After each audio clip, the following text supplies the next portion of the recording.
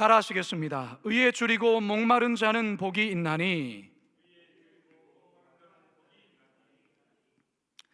사람은 건강 상태나 나이에 따라 조금의 차이는 있지만 공기 없이는 3분, 물이 없이는 3일, 그리고 음식이 없이는 3주 정도를 버틸 수 있다고 합니다. 이것을 인간 생존의 333 법칙이라고 하는데요, 특히 우리 몸은 약 70% 이상이 물로 이루어져 있기 때문에 몸에서 2%의 수분만 빠져나가도 심한 갈증을 느끼게 되고 5%의 수분이 빠져나가면 의식을 잃게 됩니다.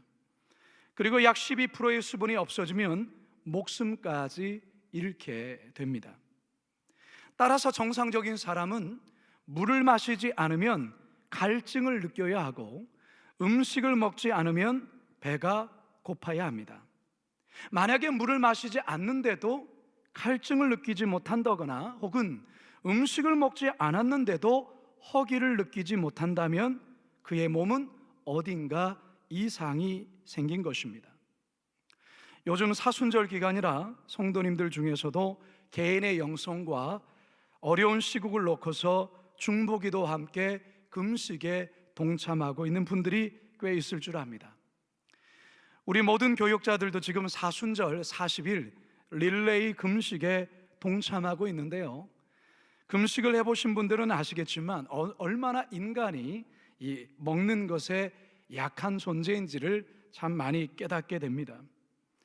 사순절을 시작하면서 지지난주 수요일에 저 역시 하루를 금식하였는데요, 저녁이 되면서부터 배에서 그야말로 절규하는 소리가 났습니다. 음식을 달라는 것이죠. 밤 10시가 지나면서 저도 모르게 자꾸 시계를 들여다보는 저 자신을 발견하였습니다. 여러분, 한 끼만 굶어도 배가 고파서 음식을 찾게 되고 갈증이 나면 물을 찾게 되는 게 정상적인 사람의 반응입니다. 성도 여러분, 영적인 면도 마찬가지입니다. 영의 양식인 말씀을 먹지 않으면 영적인 배고픔을 느껴야 하고요, 영적인 갈증을 느껴야 합니다. 이게 정상적인 영의 반응입니다. 의에 대한 것도 마찬가지입니다. 오늘 예수님은 의에 대해 갈증을 느끼고 의에 대해 배고픔을 느끼는 자가 행복한 자요 복된 자라 말씀하십니다. 과연 이 말씀의 의미가 구체적으로 무엇인지 다 같이 예수님의 위대한 강연 8복 네 번째 이야기를 통해 하나님의 살아계신 음성 듣게 되기를 주님의 이름으로 축원합니다. 우리 한번 따라하겠습니다. 의가 무엇인지 알아야 합니다. 한자에서는 의를 오를 의자를 씁니다. 그런데 이 오를 의자에 대한 몇 가지 다양한 해석이 있습니다. 먼저 오를 의자를 분석해 보면 먼저 양자와 나 아자가 합쳐진 글자입니다. 화면에 보여주시죠? 네, 그러니까 나 위에 양이 얹어져 있는 모양이지요. 양은 한없이 온순하고 약한 동물입니다. 양은 날카로운 이빨이 있는 것도 아니고 그렇다고 빨리 달리는 다리가 있는 것도 아닙니다. 맹수를 만나면 그냥 먹잇감이 되고 마는 짐승이 양입니다. 그래서 양은 절대적으로 목자가 돌봐줘야 생존할 수 있습니다. 따라서 목자가 양을 지키고 돌봐준다는 의미에서 이 글자를 해석해 볼 때 어린 양과 같은 연약한 짐승을 잘 돌봐주고 보호해주는 것이 옳고 바르다는 의미에서 오를 의자로 해석할 수 있습니다. 자, 또 다른 의미의 오를 의자를 생각해 볼 수 있는데요, 양과 호반 무가 결합된 단어로 보는 견해도 있습니다. 제단에 오른 양을 칼로 잡으려는 모습을 형상화한 것입니다. 양이 하늘 뜻을 이루기 위해 희생 제물이 된 것처럼 의란 하늘의 뜻 옳은 일을 위해 제물처럼 희생하는 것이라는 의미로 해석할 수 있습니다. 여러분, 이 한자에 담긴 해석이 굉장히 성경적이라 생각하지 않습니까? 연약하고 불쌍한 자들을 돌봐주고 보호해주는 것, 그리고 하늘의 뜻을 이루기 위해 기꺼이 자신의 목숨을 내놓으며 희생하는 것, 이것이 옳을 의자라는 해석, 참 놀랍다 생각이 듭니다. 자, 그렇다면 성경에서는 이 의를 어떻게 설명할까요? 우리가 가지고 있는 성경 구약과 신약에서는 의가 대단히 자주 언급되어 나옵니다. 오늘 본문에서도 이 의가 등장하지요. 5장 6절 상반절 함께 읽습니다. 시작. 의에 줄이고 목마른 자는. 히브리어에서 보통 의와 관련된 단어는 체데크 혹은 체다카라는 단어를 쓰는데요, 남성형인 체데크는 약 117회, 여성형인 체다카는 155회, 총 272회가 구약 성경에 등장합니다. 우리 성경에서는 이 단어를 의로움이라고 번역하기도 하지만 공정, 공평, 공정함, 정직, 올바름, 균등함으로도 번역합니다. 자, 이와 함께 쓰여지는 또 하나의 단어가 있는데요, 미슈파트라는 단어입니다. 이 단어는 법적인 용어인데요, 공정한 재판, 공정한 판결로서의 의를 지칭합니다. 특히 우리가 시편을 읽다 보면 하나님을 의의 하나님, 의로우신 하나님으로 자주 표현하는 것을 볼 수 있는데요, 시편 4편 1절 함께 읽겠습니다. 시작. 내 의의 하나님이여, 내가 부를 때에 응답하소서. 곤란 중에 나를 너그럽게 하셨사오니 내게 은혜를 베푸사 나의 기도를 들으소서. 시편 119편 137절도 함께 읽습니다. 시작. 여호와여, 주는 의로우시고 주의 판단은 옳으니이다. 의로우신 하나님이란 자기 백성들을 친히 돌보시고 원수의 압제로부터 구원해 주시고 악인들을 심판하시며 고아와 핍박받는 자들의 억울함을 송사해 주시는 그런 하나님이라는 고백인 것입니다. 이게 바로 의의 하나님, 의로운 하나님의 의미입니다. 신약 성경에서는요, 디카이오시네라는 단어를 쓰는데요, 이 단어가 신약에서 91회 정도 등장합니다. 하나님이 언약을 맺은 자기 백성들을 끝까지 돌봐주시고 구원하시고 악인들을 심판하시는 것으로 의를 행한다면 언약 백성들 또한 하나님 앞에서 행해야 될 의가 있는데, 첫 번째는 하나님만을 예배하고 하나님만을 사랑하고 하나님이 주신 율법을 온전히 지켜야 된다는 것입니다. 두 번째는 이웃에게 선을 행하고 정직하고 긍휼을 베풀고 정의를 실천하는 것, 이게 바로 의로움이라는 것입니다. 결국 예수님이 말씀하시는 의란 우리가 거하는 이 땅의 하나님 나라, 하나님의 통치, 하나님의 다스림이 구체적으로 실현되고 이루어지는 상태를 의미합니다. 따라서 의에 줄이고 목마르다는 것은 하나님의 나라가 내가 서 있는 지금 이 자리에 임하고 실현되기를 간절히 바라고 열망하고 소망하는 것을 의미합니다. 성도 여러분, 성자 하나님이신 예수님이 이 땅에 성육신하셔서 오신 이유가 바로 여기에 있습니다. 하나님의 통치와 다스림이 이 땅 가운데 이루어지는, 다시 말해서 하나님의 의가 이 땅에 실현되기를 우리 하나님께서 갈망하심으로 이 땅에 예수 그리스도를 보내주셨다, 그 말인 것이죠. 따라서 사랑하는 성도 여러분, 그리스도인인 저와 여러분들, 우리들의 마음에도 하나님이 그리하였던 것처럼 우리 안에 의에 대한 갈망, 이 땅에 하나님의 통치와 하나님의 다스림이 의를 통하여 실현되는 것을 간절히 바라고 소망하며 실현되도록 노력해야 됩니다. 바로 이것이 의에 줄이고 목마른 자의 모습이라 할 수 있습니다. 바라기는 우리 모두 의에 목말라 하고 배고파 하시는 복된 성도들 되시기를 주님의 이름으로 축원합니다. 두 번째 한번 따라 하시겠습니다. 의의 둔감한 이유를 알아야 합니다. 의에 대한 굶주림, 의에 대한 목마름에 대한 이 예수님의 말씀을 보다 잘 이해하려면 먼저 인간이 왜 의에 대해 둔감한지 그 이유를 명확히 알아야 합니다.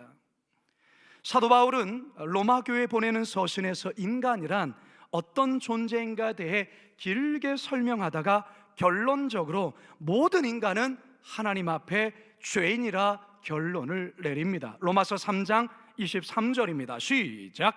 모든 사람이 죄를 범하였음에 하나님의 영광에 이르지 못하더니.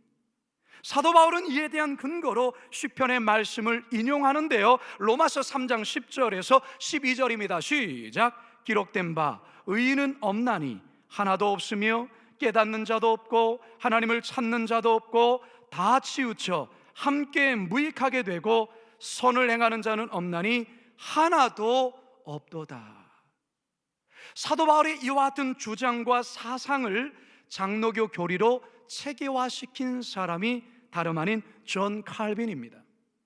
존 칼빈은 5대 교리 중 하나인 인간의 전적 타락 교리에 대해서 이렇게 설명을 합니다.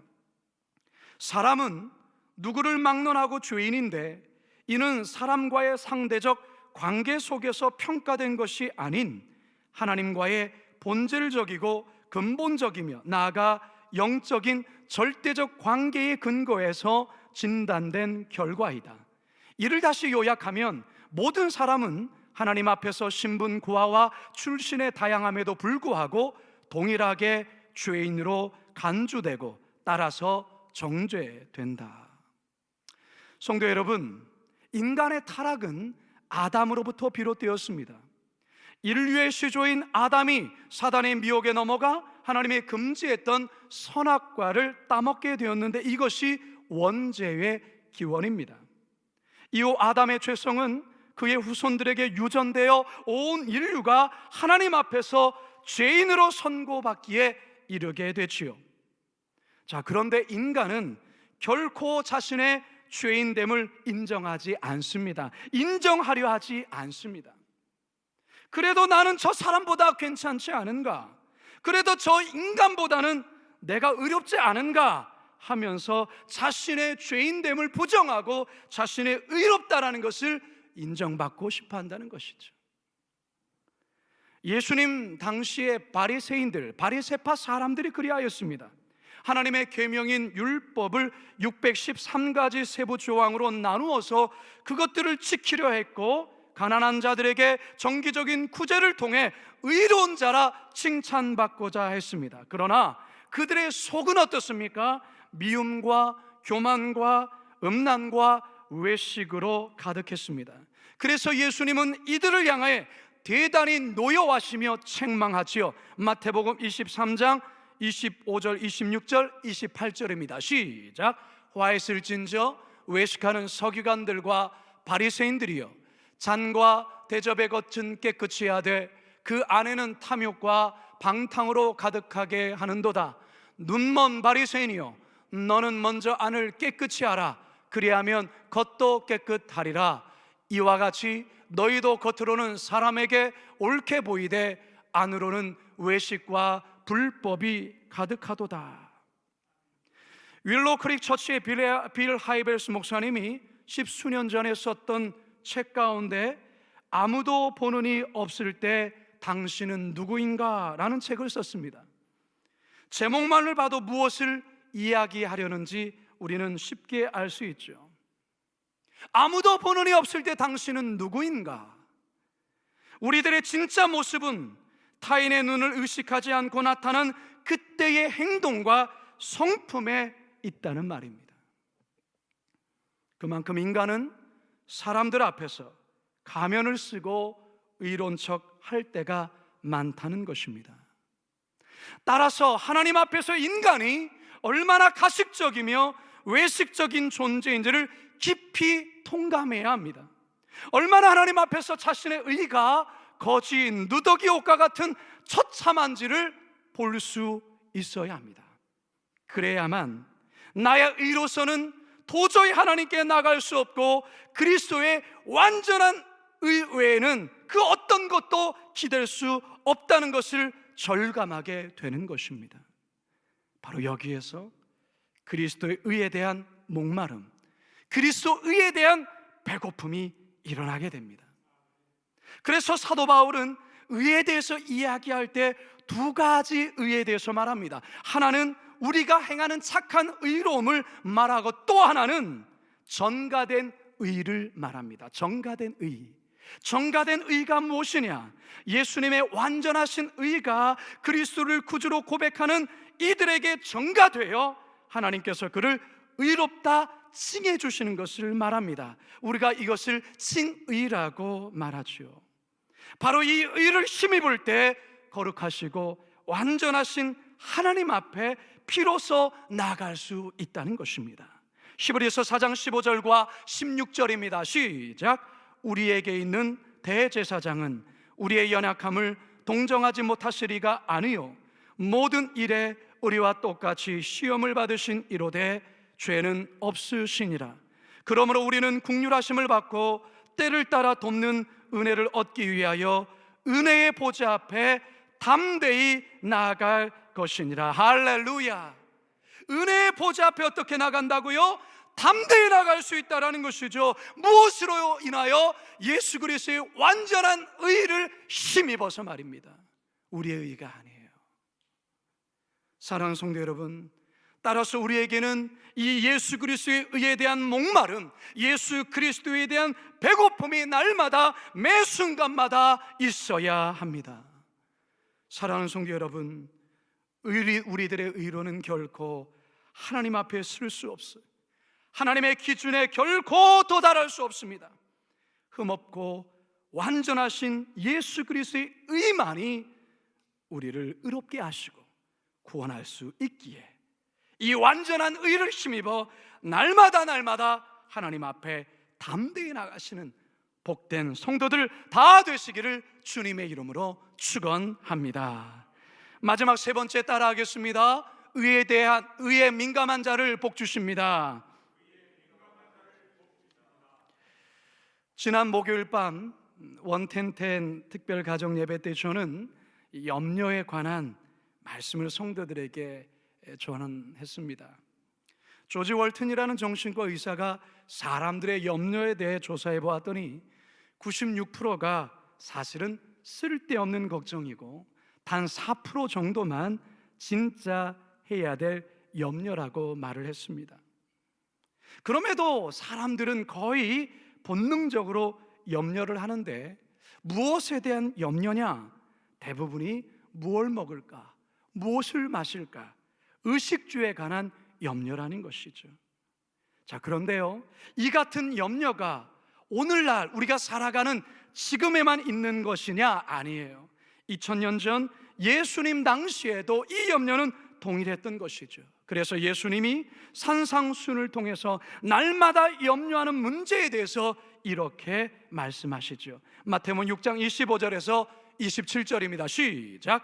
그러므로 내가 너희에게 이르노니 목숨을 위하여 무엇을 먹을까? 무엇을 마실까? 몸을 위하여 무엇을 입을까? 염려하지 말라. 목숨이 음식보다 중하지 아니하며 몸이 의복보다 중하지 아니하냐? 공중의 새를 보라. 심지도 않고 거두지도 않고 창고에 모아들이지도 아니하되 너희 하늘 아버지께서 기르시나니 너희는 이것들보다 귀하지 아니하냐? 너희 중에 누가 염려함으로 그 키를 한 자라도 더할 수 있겠느냐? 여러분, 그렇다면 예수님이 의식주 문제가 중요하지 않다고 말씀하시는 걸까요? 아닙니다. 그런 말이 아니에요. 예수님께서도 이 의식주가 중요하다는 것을 너무 잘 알고 있어요.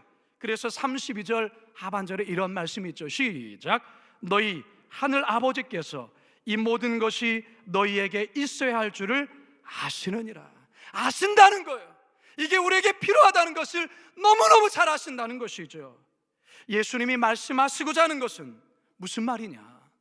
예수님의 제자라면, 예수님을 따라가는 그리스도인이라면 의식주 문제보다 더 예민하고 민감해야 될 것이 있다는 것입니다. 그게 뭐냐?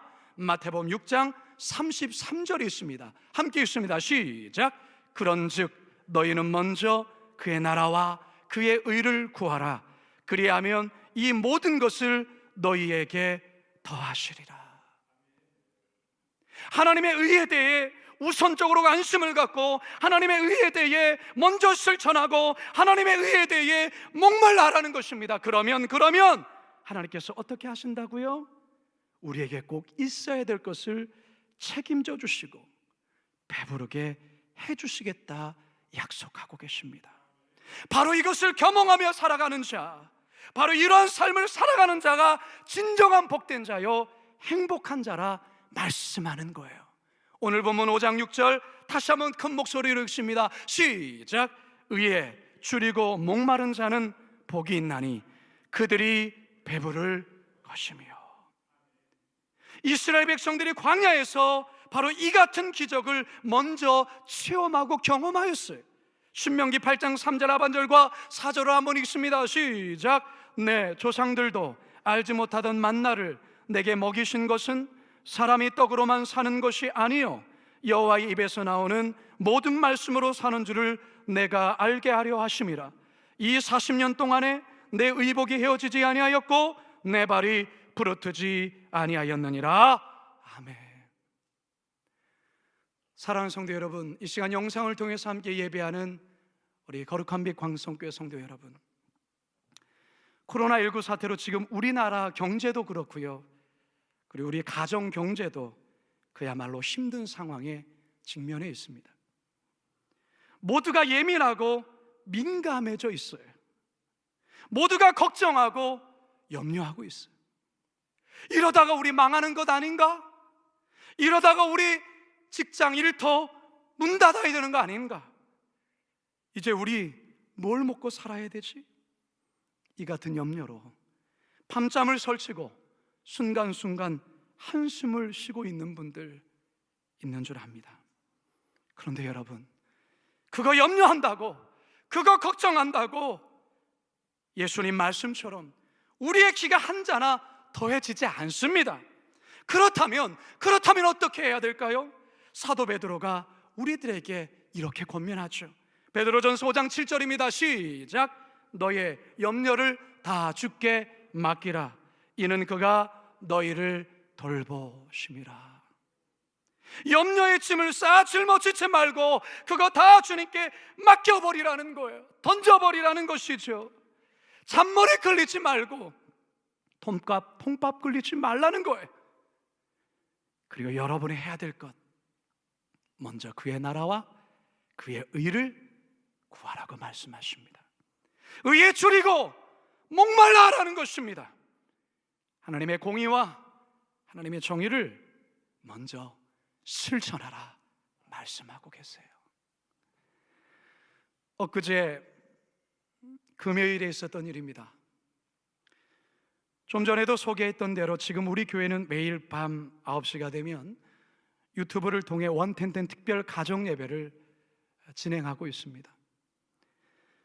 그런데 토요일에는 약간의 이벤트를 가미한 예배를 기획하고 있는데요, 어제 토요일에는 그동안 홈페이지에 소감 글을 올린 이들을 대상으로 아이스크림을, 케이크를 5분에게 추첨을 통해 선물하겠다는 광고를 이었습니다. 그런데 가히 폭발적인 반응들이 나타났어요. 어린아이들이 있는 집은 난리가 난 거예요. 평소에 잘 올리지 않았던 분들도 이번 주에는 많은 글들을 올리셨어요. 아마도 아이들의 성화에 못 이겨서 또한 그렇게 올리신 분도 있다고 생각이 드는데요, 그만큼 많은 이들이 관심을 가졌다는 그 말이겠죠. 그런데 금요일 정심에 밖에서 식사를 마치고 이제 교회에 들어가려 하는데 교회 출입문에서 누군가가 서성거리고 있는 것을 발견했어요. 교회 문이 닫혔기 때문에 그 출입문 앞에서 서성이고 있는데 어느 여자 집사님의 2 아이를 데리고 교회 앞까지 오신 거예요. 저를 보더니만 대단히 반가워하시면서 아이들이 목사님께 편지를 썼다 하면서 그 아이가 흰 편지 봉투를 저에게 건네주는 거예요. 그리고 돌아가셨어요, 집으로. 4층 목양실에 와서 봉투를 열었더니 꾸깃꾸깃한 돈 25,000원과 함께 이런 글이 쓰였어요. 목사님, 완텐텐 가정 예배를 드리며 아이스크림에 저희도 너무 응모하고 싶었어요. 응모를 하면서 문득 우리 교회 교인은 많은데 저처럼 받고 싶을 사람이 많을 것 같아서 저도 큰 선물은 아니어도 플로잉을 하고 싶었어요. 가족끼리 조금 돈을 모았는데 우리 교회 베트남이나 태국 예배부 그리고 탈북민 가족들 중에서만 아이스크림을 보내고 싶어요. 적은 돈이지만 헌금이라고 생각하며 드렸어요. 그냥 눈물이 핑 돌았어요. 아직 중학생, 초등학교 3학년, 참 이 아이들이 이 마음이 그냥 제 마음을 울컥했어요. 여러분, 저는 이번 주 설교를 준비하면서 또한 이 일을 보면서 바로 이 모습이 의에 줄이고 목마른 자의 모습이 아닌가 큰 깨달음이 왔어요. 나보다 더 어려운 자에 대한 이 긍휼의 마음, 이게 바로 우리 주님의 마음이 아니겠습니까? 우리 그리스도인들이 이 아이들과 같은 이 마음으로만 산다면 이 땅은요, 하나님의 의가 실현된 나라, 하나님의 통치가 임하는 그런 아름다운 나라가 될 것입니다. 이제 저는 말씀을 마치려 합니다. 성도 여러분, 코로나19로 인해서 여러분 모두가 교회에 나오지 못한 지 이제 3주가 지나고 있습니다. 4주가 지나고 있죠. 우리 성도들 가정마다 얼마나 말씀에 대해, 예배에 대해 목말라하고 배고파하는지 절실히 제가 느끼고 있습니다. 얼마나 교회에 와서 예배 드리고 싶어 하는지 절실히 느낍니다. 코로나로 인해서 있게 된 일이죠. 매일 밤 9시 영상으로 드리는 원텐텐 특별 가정 예배 후에 성도들이 올려주시는 게시판의 글을 읽으며 때로 혼자 목양실에서 크게 웃기도 하고 때론 구구절절한 사연에 혼자 눈물을 적시기도 합니다. 우리 성도들이 이렇게 살아가고 있구나. 사랑하는 성도 여러분, 저는 이 팔복의 말씀을 준비하고 왜 하필 사순절 기간에 이 코로나가 터진 이때에 하나님께서 이 팔복의 말씀을 전하게 하실까, 설교하게 하실까 많이 생각해 봤어요. 우연이라는 건 없죠. 하나님의 계획 속에 이루어지는 것이겠죠. 여기에 하나님의 뜻이 있어요. 성도 여러분, 팔복 속에 심령이 가난한 자, 애통하는 자, 온유한 자, 의에 줄이고 금줄인 자, 이런 자가 복된 자, 행복한 자라고 말씀하시는 이 말씀, 하나님께서 우리에게 들려주고 싶은 거예요. 여러분들이 이 말씀을 붙들어야 되는 것이죠. 우리가 보아야 될 것, 우리가 지금의 이 시즌과 이 사태 속에서 우리가 들어야 될 주님의 음성이 바로 이거라는 것입니다. 오늘 말씀도 그렇습니다. 여러분 지금 무엇에 목마르고 있습니까? 여러분 무엇에 허기져 있습니까? 혹시나 있다가 없어지는 육신적인 것에만 목말라하고 거기에 민감하고 예민하고 배고파하지 않습니까? 여러분은 의에 줄이고 목마르십니까? 여러분 의에 줄이고 배고파하십니까? 하나님 나라 위에 대하여 갈증을 느끼시고 배고파하십니까? 우리 주님 말씀하십니다. 의에 줄이고 목마른 자는 복이 있나니 그들이 배부를 것이며. 힘든 시간을 우리 모두가 지나고 있지만 이 말씀 꼭 가슴에 새기시고 이 한 주도 말씀으로 승리하는 우리 모든 성도들 다 되시기를 주님의 이름으로 축원합니다. 이 시간 말씀을 우리 같이 기억하면서 우리 찬양 같이 한번 고백했으면 좋겠습니다. 마음이 상한 자를 마음이 상한 자를 고치시는 주님, 하늘의 아버지 날 주관하소서. 주의 길로 인도하사 자유케 하소서. 새 일을 행하사 새 일을 행하사 부흥케 하소서. 의에 줄이고 의에 줄이고 목이 마르니 성령의 기름 부소서. 의에 줄이고 의에 줄이고 목이 마르니 내 잔을 채워 주소서. 성령으로 채우사 성령으로 채우사 주보게 하소서. 주의 임재 속에 주의 임재 속에 은혜 알게 하소서. 주 뜻대로 살아가리 세상 끝날까지. 아멘. 나를 믿으시고 나를 믿으시고 새날 열어주실 것입니다. 새날 열어주소서. 의에 줄이고 목이 마르니 성령의 기름 부소서.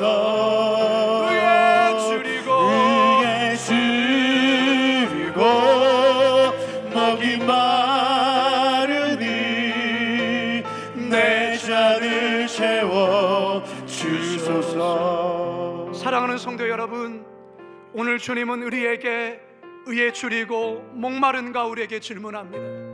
먹고 사는 문제, 육신의 문제에 대해서는 그렇게 예민하고 민감하고 목말라하고 배급하면서 과연 하나님 나라에 대하여, 하나님의 의에 대해서 과연 목마른가, 과연 배고픈가, 주님 우리에게 말씀하고 있습니다.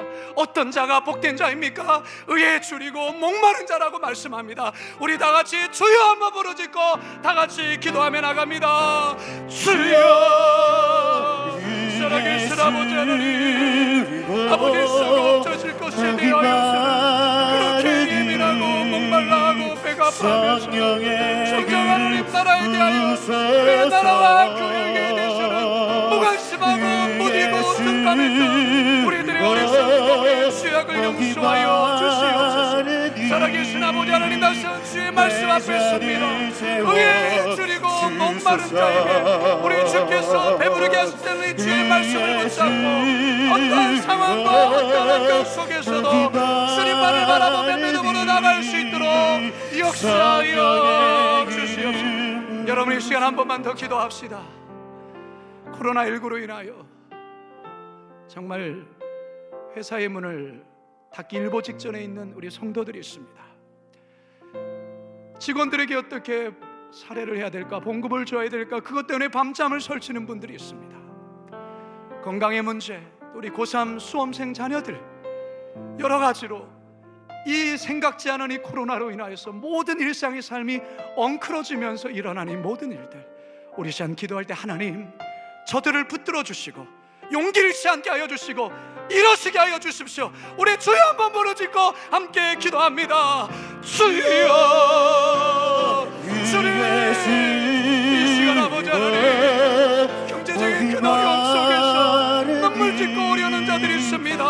아버지 하나님, 저들을 불쌍히 여겨 주시옵소서. 아버지 하나님, 아버지 회사가 아버지의 절박함 속에 있고, 하나님 아버지 내일 어떻게 해야 될 것인가 밤잠을 설치는 이들이 있습니다. 건강의 문제, 열과신 부모님의 문제, 자녀들의 문제, 여러 가지 어려움들이 우리의 마음속에 말할 수 없는 두려움과 걱정과 염려로 있지만 주여 이것을 주님께 맡겨버리게 하여 주시고 우리는 그의 나라와 의를 먼저 구하는, 그래서 하나님이 채워주시고 주님께서 역사하신 것들을 실히 경험하여 복된 나의 삶을 살아갈 수 있도록. 살아계신 아버지 하나님, 의에 줄이고 목마른 자는 복이 있다고 하셨는데, 우리는 의에 대한 목마름과 배고픔보다 지금 당장에 먹고 사는 문제에 예민하고 민감하고 목말라 하고 배고파했던 우리들의 어리석음과 연약함을 용서하여 주시옵소서. 뭘 먹고 살까, 뭘 마실까, 뭘 입어야 되는지 이와 같은 문제로 어제도 오늘도 고민했습니다. 근데 오늘 주님의 말씀을 듣고 주여 이 모든 것 주님께 맡겨드리오니 먼저 그의 나라와 그의 의를 구하게 하시고 의에 대하여 목마르고 배고픈 우리가 되게 하여 주시옵소서. 이스라엘 백성들을 40년 동안 광야에서 먹이시고 40년 동안 그들의 의복이 헤어지지 아니하고 아버지의 신발이 발이 부르지 않다고 하신 이 말씀 꼭 붙잡고 주님 주신 이 말씀 이 한 주 살아갈 힘으로 주여 붙들어 주옵소서. 감사하며 예수님의 이름으로 기도드리옵나이다. 아멘.